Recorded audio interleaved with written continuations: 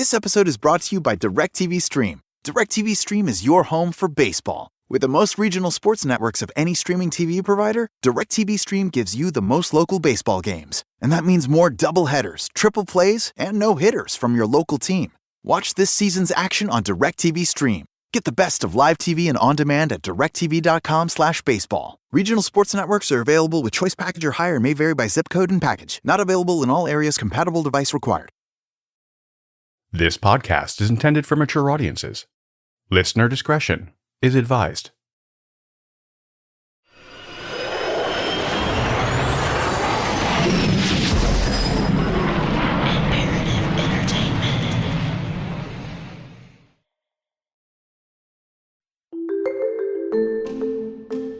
On May 17th, 1938, people tuning into the radio heard something a bit different from the typical news of the day.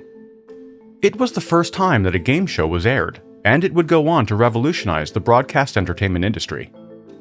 The quiz show was called Information Please, and it aired on NBC radio stations for almost 13 years.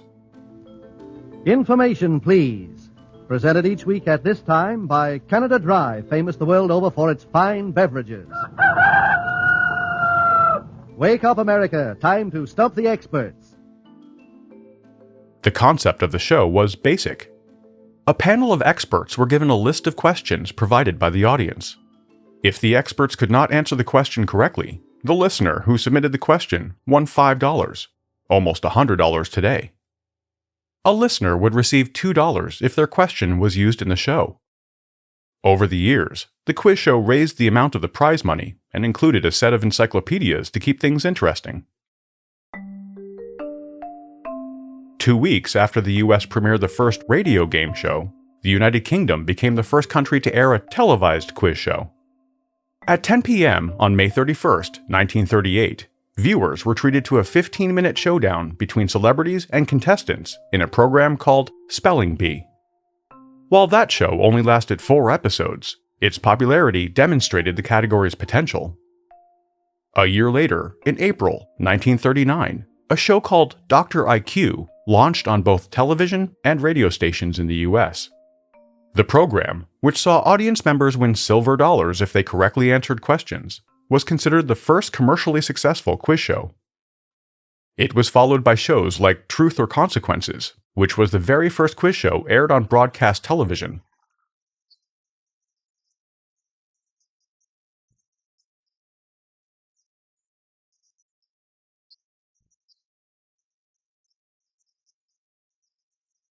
Truth or Consequences premiered in July 1941 and gave players 2 seconds to try and answer absurd trivia questions. The high-speed, high-pressure question-and-answer format became a hit with audiences and laid the foundation for some of the most popular shows of all time. During the 1950s, as television was overtaking radio as the preferred means of entertainment, game shows began to dominate the airwaves. To capture ratings in the slower afternoon hours, networks offered lower-stakes games directly targeting housewives. Shows like The Price is Right, which first aired in 1956 and went on to be the longest-running daytime game show in history. Today, these 4 bargain hunters match their shopping skills. And the original Wheel of Fortune, which aired on the CBS network in 1952. Much like the modern version, the show invited contestants to spin an oversized wheel to win cash and prizes.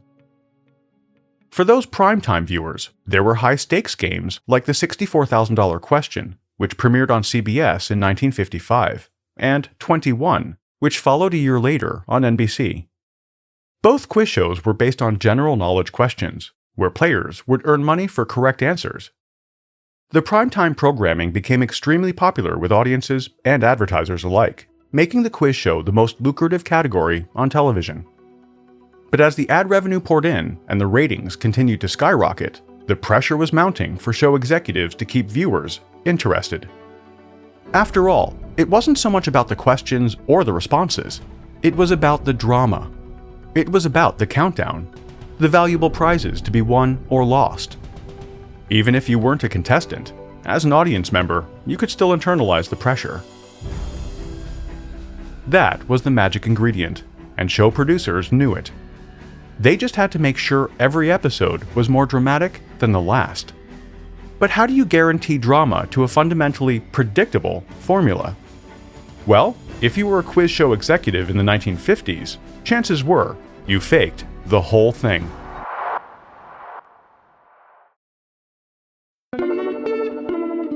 The practice of in-house cheating became so widespread that it almost destroyed the genre and would become known as the quiz show scandals.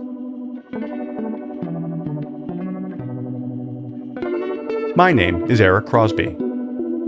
Welcome to True.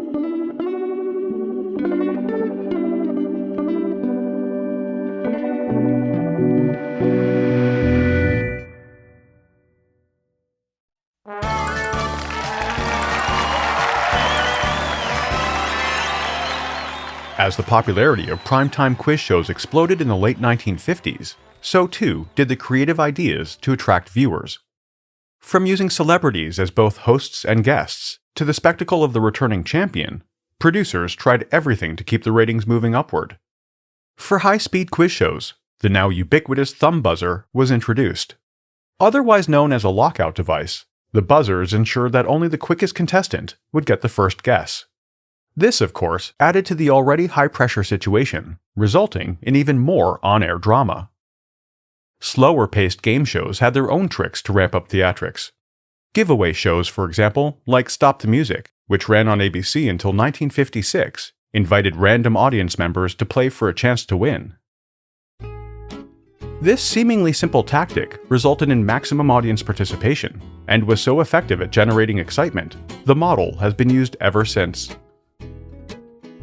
While producers may have used different tactics to try and keep audiences on the edge of their seats, they could all agree on at least one thing: the bigger the prize, the greater the ratings. So, after the US Supreme Court ruled in 1954 that game shows were not a type of illegal lottery or gambling, as argued by the FCC, show producers went all out. One of the first primetime shows to come after the landmark ruling was CBS's The $64,000 Question.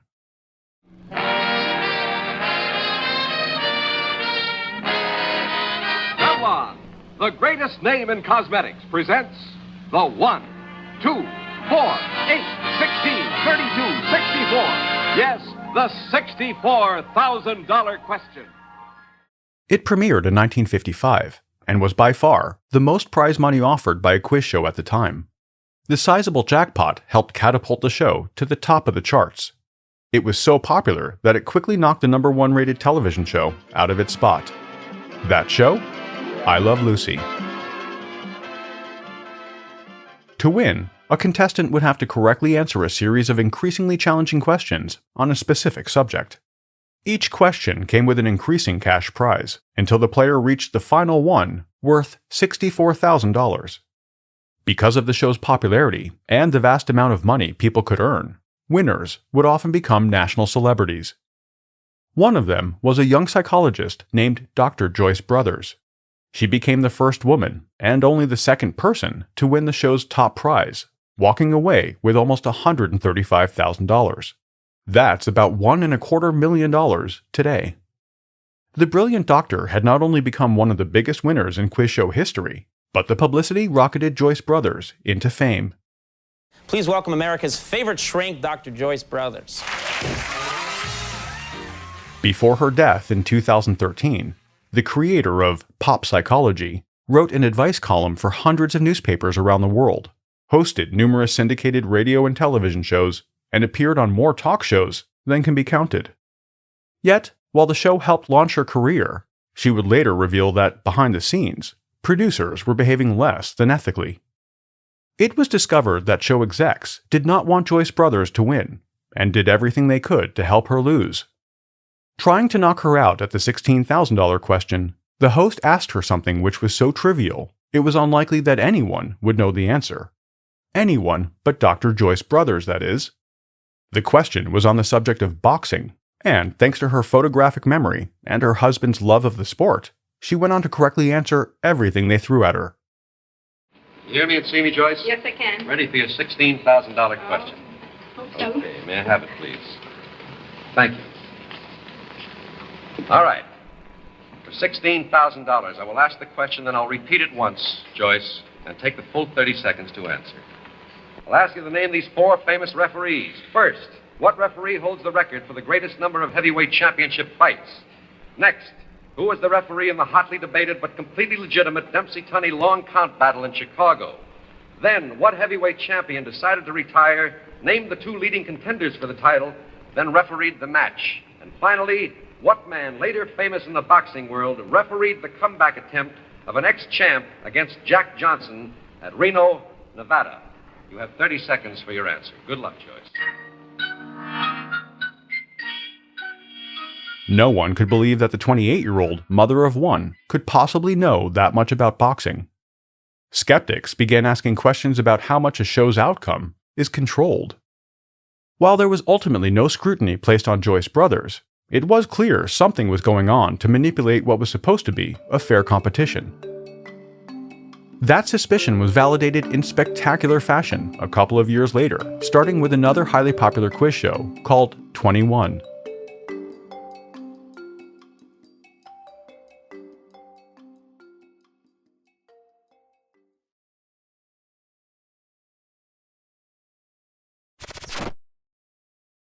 A former swimsuit model and naval officer create a body-positive ballet academy that ends up in a cold-blooded killing. A Brazilian supermom starts a cult-like family, adopting 37 children. Then she marries one of them. Then the children team up to brutally murder the husband, who's also the stepbrother?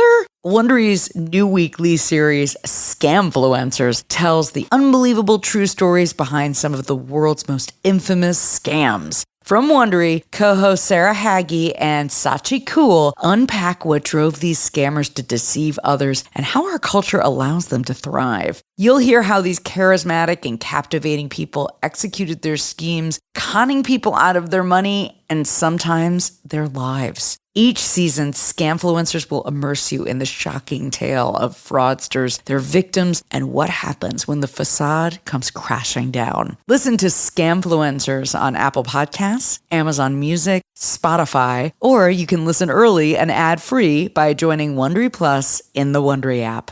Geico asks, how would you love a chance to save some money on insurance? Well, of course you would. After all, who doesn't love a great deal, right? And when it comes to great rates on insurance for all the things in your life, Geico can help. Like with insurance for your car, truck, motorcycle, boat, and RV. Even help with homeowners, condo, or renters coverage. You could save even more with a special discount when you bundle your coverages. Plus, the easy-to-use Geico mobile app available 24-hour roadside assistance and more. And choosing to switch to Geico becomes an easy choice. Switch today and see all the ways you can save with great rates and discounts. It's easy. Simply go to geico.com to get a rate quote or contact your local agent and get started seeing how much you could save.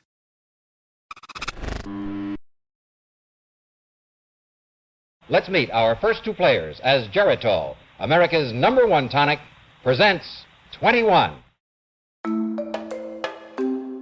When the first episode aired on NBC in September 1956, it was described by one of the co-producers as a dismal failure. It wasn't just his opinion either.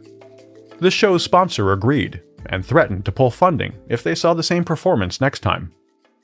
The issue, it seemed, wasn't the questions or the show's overall format. It was with the contestants. Executives were not entertained when the 2 players gave random answers to questions they didn't know. So, according to the co-producer, every show after that was completely rigged. That's exactly what a former contestant tried to tell a New York journalist after his appearance on the show. His name was Herb Stemple, and he would become one of the first whistleblowers to come forward. His story would eventually be immortalized in the 1994 Robert Redford movie, Quiz Show. Good evening. I'm Jack Barry.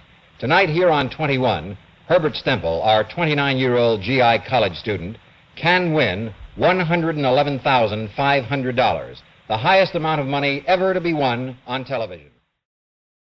Herb Stemple appeared on 21 just 3 months after the less than favorable premiere.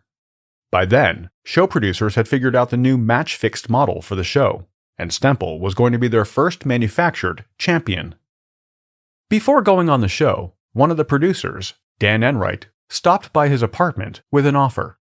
He would receive $25,000 to follow what was described to him as a kind of Hollywood script. Stemple would essentially be playing a character.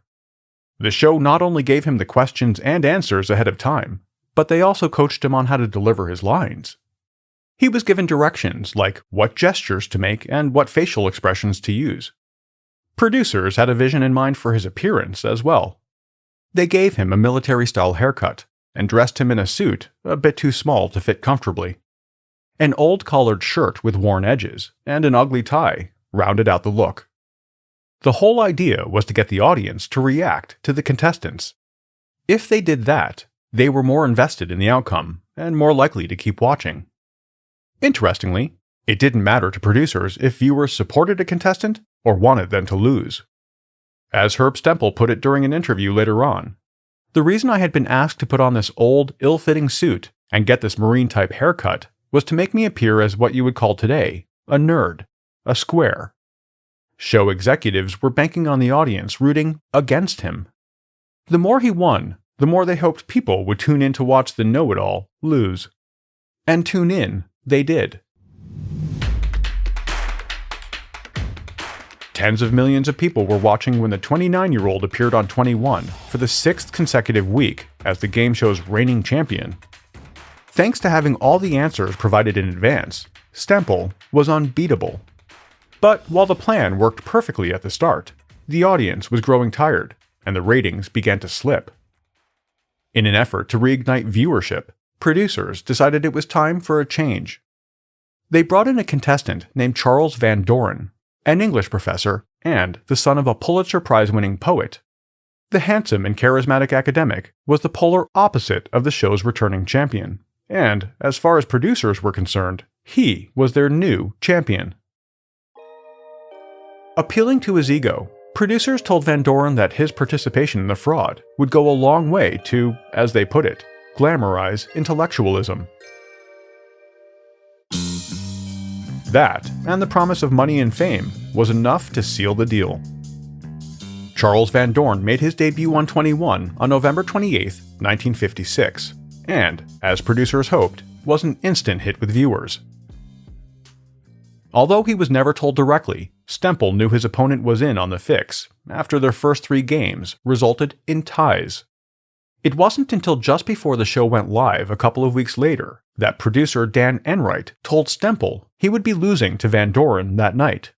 So, on the evening of December 5, 1956, when the last question was asked, Herb Stemple took the fall as asked. Herb Stemple, you have 16 points. The category is movies and movie stars. How many points do you want to try for from 1 to 11? I'll try 5. Which would give you 21 points if you get this right, and you will be the winner again. Because this is a critical moment, if you need some extra time, you can have it. You ask, let me make it sure again, you asked for 5 points. All right. What motion picture won the Academy Award for 1955? You need some extra time to think about it? I sure do. I'll tell you when your time is up.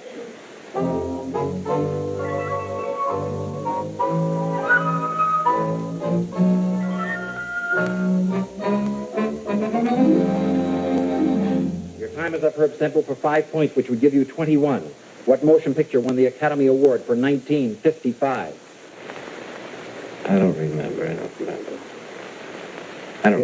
You want to take a guess at it? If not, I'll have to call it wrong, Herb. On the waterfront? No, I'm sorry, the answer is Marty. Marty. You lose 5 points, it puts you back down to 11. He would later state that he knew the answer, which made it all the more disappointing. True to their word, 31-year-old Charles Van Doren became the quiz show's new champion. He held that title for an astonishing 16 weeks, winning close to $1.2 million in today's value. Not only had he made a ton of money for his part in the fraud, but he had also become one of the most popular celebrities of the time. For several years following his epic run on the quiz show, the charismatic teacher was a fixture on television and radio shows across the U.S. He was even featured on the cover of Time magazine. But while Van Doren was enjoying the spotlight, Herb Stemple was in the background speaking to journalists about his experience. Without evidence, though, newspapers were reluctant to go to print with the story. Just over a year later, something happened that would change their minds. In 1958, as a standby contestant on the show Dotto was waiting backstage, he picked up a notebook that had the name of the returning player on the cover, Marie Wynn. While she was on stage in front of the cameras, he decided to take a quick look. Inside the notebook, he found the very quiz questions being asked on the stage in front of him. Marie, documents of history is our category. 5, 8, or 10 for you.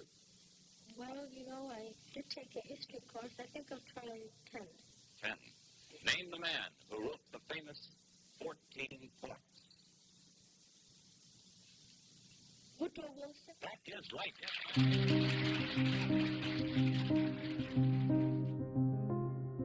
After approaching the papers with the proof they needed to go ahead with the allegations, the evidence was forwarded to the New York District Attorney's Office. As the investigation ramped up, more contestants came forward with stories of being coached prior to appearing on game shows. Shows like Tic-Tac-Toe, For Love or Money, and The Big Surprise, along with 21 and Dotto, were all implicated for fraud. Each one was subsequently canceled, but the scandal was far from over and almost destroyed the game show category entirely. A look around the world at other top stories of 1959. Scandal of the Year, the television quiz show fraud, with Charles Van Doren, the pivotal figure. When the scandal broke, 5 of the top-rated programs on network television were game shows. The appeal for most viewers was the fundamental idea that anyone could become rich and famous if they were a contestant. That illusion was shattered, as so many popular shows were exposed as fixed. For a country in love with its quiz shows, the truth was heartbreaking. President Eisenhower even gave his opinion on the matter, stating that it was a terrible thing to do to the American public. Many journalists at the time wrote that it was a clear end to the nation's moral fiber. Needless to say, the deception was taken seriously. While there were no laws at the time against rigging a quiz show, there were laws against lying to a grand jury. Yet, of the 150 former contestants and producers called as witnesses, it's believed that nearly 100 of them lied under oath. Eventually, 18 witnesses admitted to perjury, but none received jail time. The vast majority, however, evidently feared the social ramifications of admitting their part in the fraud, behavior that caught the attention of the federal government. In October 1959, the U.S. Congress opened their own investigation into the quiz show scandal.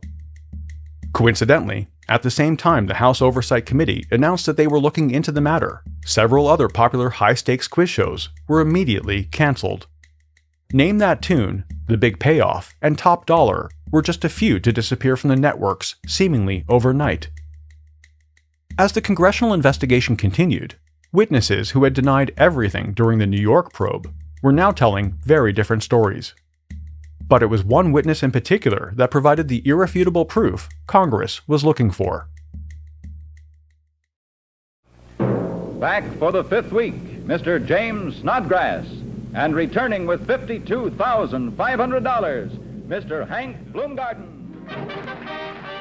When James Snodgrass was a contestant on 21, like many others before him, he too was coached by producers.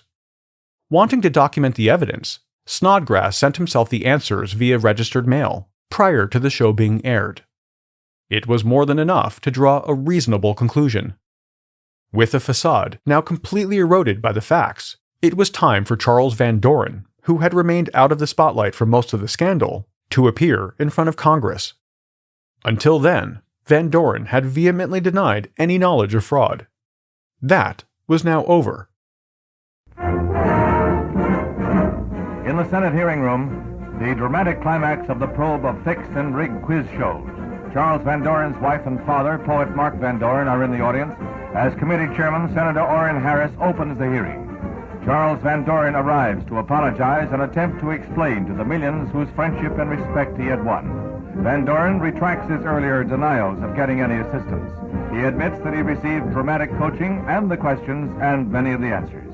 But his statement is a rueful and moving realization that for his wealth and fame, he paid a bitterly high price.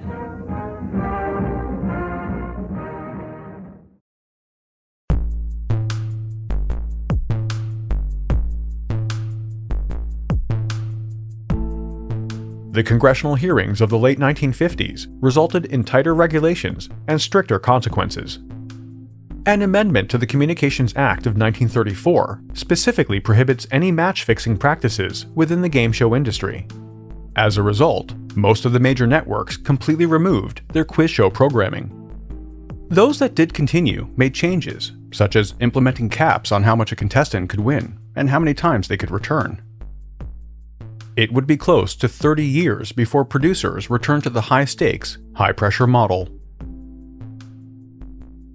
The quiz show scandals of the 1950s may have been a low point for the industry, but without it, the most popular game show of all time may never have been created. A few years after the congressional hearings wrapped up, acclaimed producer Merv Griffin mentioned to his wife that he believed the quiz show was dead. He thought the public would remain skeptical that guests were not provided the answers ahead of time. Thinking about it for a moment, his wife responded that the solution was obvious: give everyone the answers. A bit confused, he asked for clarification, to which she replied, have the contestants ask the questions. If it's the right question, they win money. If not, she explained, they'll be in jeopardy of losing money. In March 1964, NBC aired the first episode of Jeopardy! What followed was a resurgence of the much-loved programming, with shows like Wheel of Fortune, The Joker's Wild, and Who Wants to Be a Millionaire. With updated regulations in place since the end of the 1950s, cheating on game shows doesn't happen very often. But there have been a few cases. As if learning nothing from history, in 2010, the Fox network was all set to premiere a quiz show called Our Little Genius. The program would feature child prodigies answering expert-level questions to win cash prizes. But before the first episode was even released, the show was cancelled. It seemed producers thought taking a page from the 1950s playbook would work out well 6 decades later.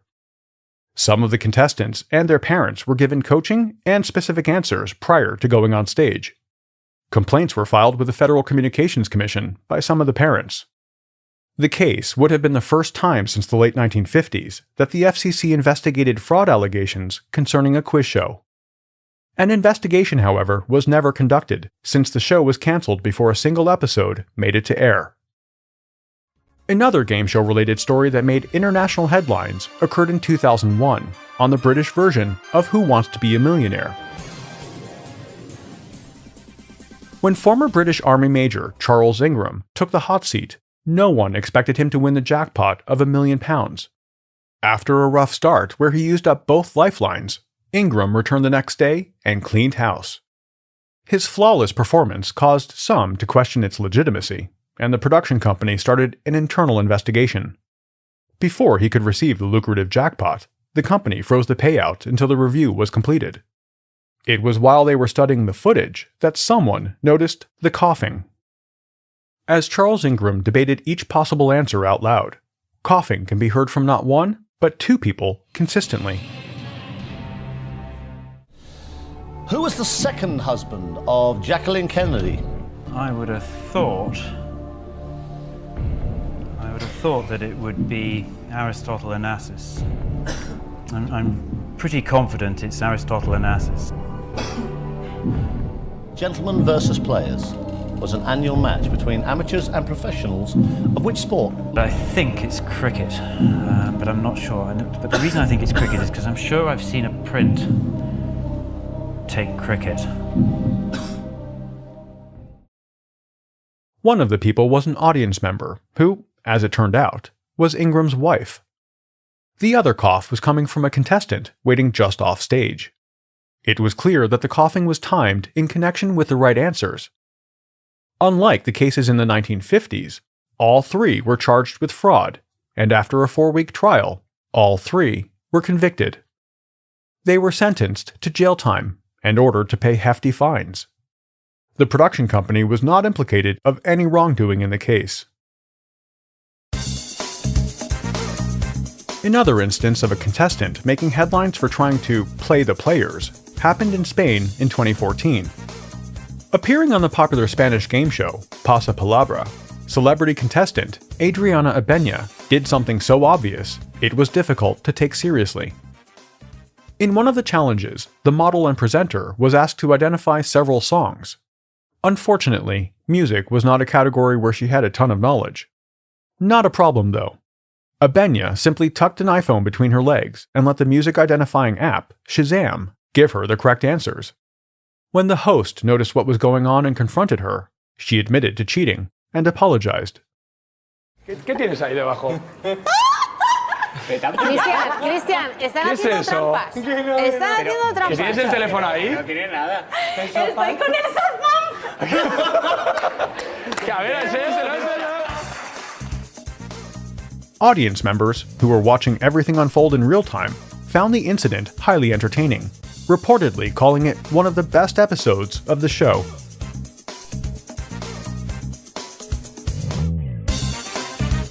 So for the jackpot, name your favorite game shows. You have 10 seconds. Good luck.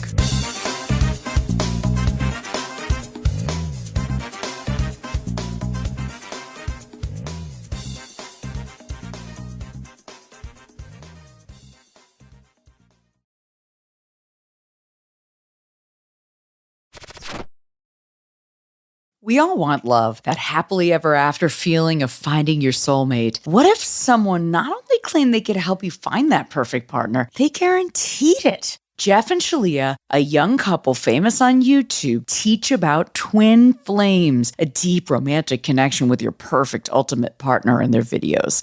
It's a divine love. You're designed for no one else, and they're designed for no one else. But the path to finding your twin flame isn't so simple. Those who start to doubt the group are instructed to cut ties with friends and family that are holding them back and to corner and claim their twin flame through stalking and intimidation. By the time some members are able to leave the group, they don't even recognize themselves, and the harassment to rejoin makes them fear for their safety. From Wondery, Twin Flames is a podcast about what happens when the quest for love turns into a dangerous obsession. Follow Twin Flames on Apple Podcasts, Amazon Music, or you can listen early and ad-free by subscribing to Wondery Plus in Apple Podcasts or the Wondery app. This year's NBA playoffs are going to feature a lot of great rookies, and FanDuel wants you to be one of them. Make your debut on FanDuel Sportsbook with promo code ROOKIE, and your first bet is risk-free up to $1,000. So you can bet the point spread, grab the money line, or build a same-game parlay. And if you make a rookie mistake, FanDuel will give you up to $1,000 back in site credit, so you can take another shot. Okay, this guy's got potential. Make every moment more with FanDuel, America's #1 sportsbook. Sign up and unlock your risk-free first bet up to $1,000. We're looking forward to seeing what you're made of. 21 plus in President, Virginia. First online real money wager only. Refund issued as non-withdrawable site credit that expires in 14 days. Restrictions apply. See terms at sportsbook.fanduel.com. Gambling problem? Call 1-800-GAMBLER.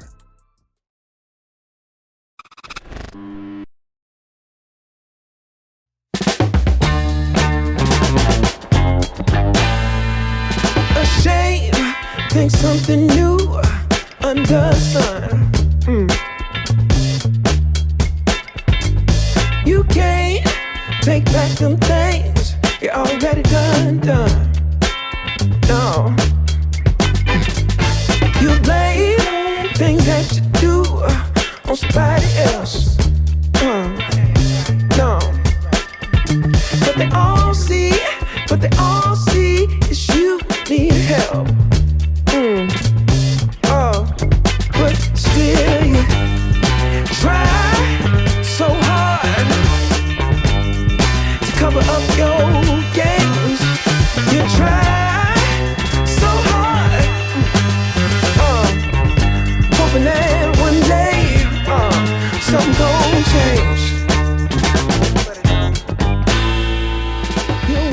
True is a production of Imperative Entertainment. This episode of True was researched and written by me. The executive producer is Jason Hoke of Imperative Entertainment. The cover art and design were created by Jenna Sullivan. True was created and is produced by me. Have any comments or questions? Email us at podcasts@imperativeentertainment.com. As always, a huge thanks for listening, and a huge thanks for your amazing reviews and ratings. I'll be back next week with another episode.